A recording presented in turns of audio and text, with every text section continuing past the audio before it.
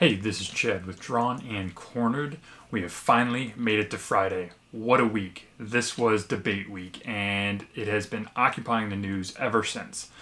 So, today we're going to be talking a little bit about what we can see in the future going forward. There have been a lot of calls, especially after Tuesday's debate, to perhaps do away with the debates altogether. This has come from news talking heads, from Democratic Party leaders, just people in general have said that essentially it was a waste of time. There's no reason to do it. Trump's a bully.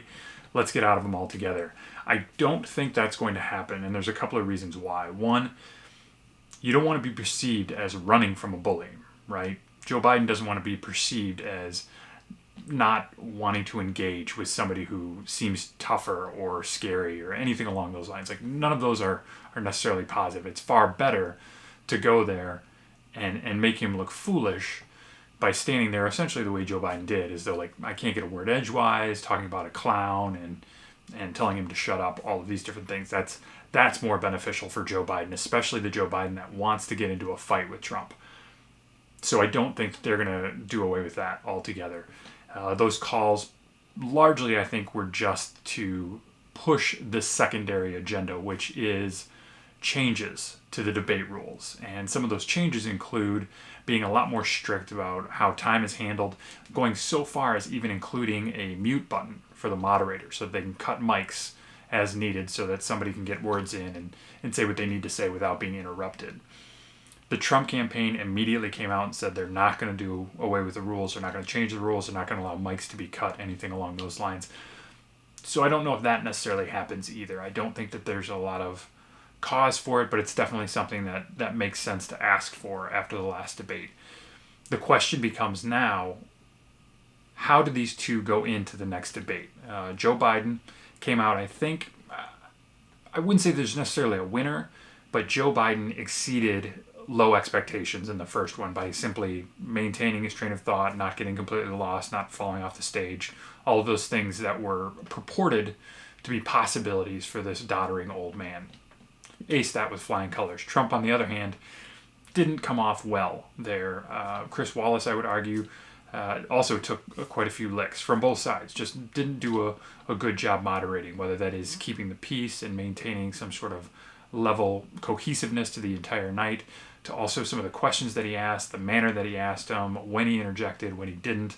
All of those things have been called into question. So the next moderator not only will have to deal with that, but probably a still aggressive Trump, probably a still not inclined to get into a fight Biden, and have to figure out a way around that. Now, for Trump, I would say that his best move in this next one is to do away with that initial aggressive mentality. You can still be aggressive with your language, with your accusations, with your questions, without being overbearing, without cutting in constantly all the way through.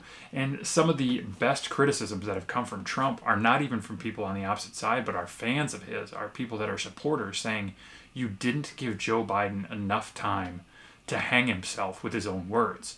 If you cut him off after every 3 words, he never has a chance to fall on his face. He never has a chance to say something wrong or put himself in a position that he can't back out of. Those are the reasons why you need to give him a chance to talk. You need to be a lot more measured about how you're interacting with him. As far as Biden's concerned, I think you have to prep a little bit more for having a more worthy adversary in the next one. If Trump comes out and does the same thing, great. Then you just go with the old game plan and just laugh at him and make friends with the moderator as two people that are in the same boat as far as dealing with this guy. That's a winning strategy if he comes out the same way. I wouldn't expect him to come out the same way, though. I would expect him to change his tactic a little bit, and you need to be ready for that as Joe Biden. And I would bring yourself up on all of the different things that he could hit you with, whether it's attacks from the left, attacks from the right, how you're going to be as far as a leader. I would get really solid on Antifa, law and order, the riots that are going on. I would make sure that you can find a way to thread that needle between the interests of the left and wanting to challenge the system as far as institutional racism is concerned, and BLM, and even Antifa to some degree.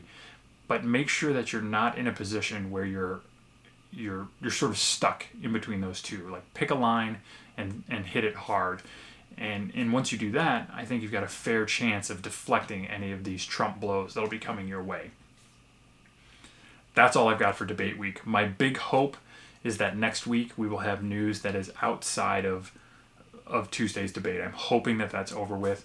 We're still kind of rolling through a lot of the Trump denouncing white supremacy thing. One of the best things that I can offer for you, I could play it here, but I don't know that necessarily it's going to do it as much justice because I have small clips, but Kayleigh McEnany went through all of the things that Trump has said denouncing white supremacy. This should not be an open issue anymore. The fact that it still is, I think, shows a great amount of interest on the press's part to push a narrative that doesn't really exist. If you want to talk about the president being lackluster on denouncing each and every time, I would argue that has a lot more to do with him wanting to make sure that the lens is also pointed towards the left violence as it does trying to support the right and the groups that are on the right. I don't see that as being what's happening here. I think it's of course they're bad, but look at those guys over there type of thing. And maybe that's just a bad interpretation on my part.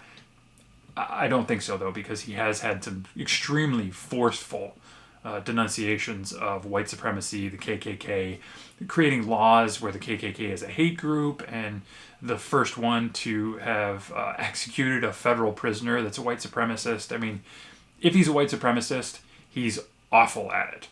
And maybe some of his, maybe denouncing white supremacy sometimes gets a little bit shaky, but if you look at his actions, if you look at the times where he hasn't been shaky, it's all been very, very clear. So I guess I'm willing to cut him some slack on some of the other times where it's maybe a little less than forceful. What I don't give any lack of insight into is Joe Biden not denouncing Antifa, talking about it's an idea and not an organization. Well, white supremacy is an idea and not an organization. So you can go through and denounce every organization that deals with white supremacy, but ultimately the notion that Antifa can't be a bad thing just because it's an idea, which is also ridiculous. As people have said, ideas don't torch buildings and kill cops, which Antifa has done. So I don't know why this is even something that we're considering. It's still something that needs to be addressed, and Joe Biden absolutely has to find a way in this next debate to address it. So if you have any questions, comments, anything you want to leave, if you're watching this on YouTube, you can leave comments down below. If you want to get in touch with me from the podcast, go to drawnandcornered@gmail.com. That's drawn, A-N-D, cornered@gmail.com. I look forward to a long, relaxing weekend without any news in my face, and I will see you again on Monday.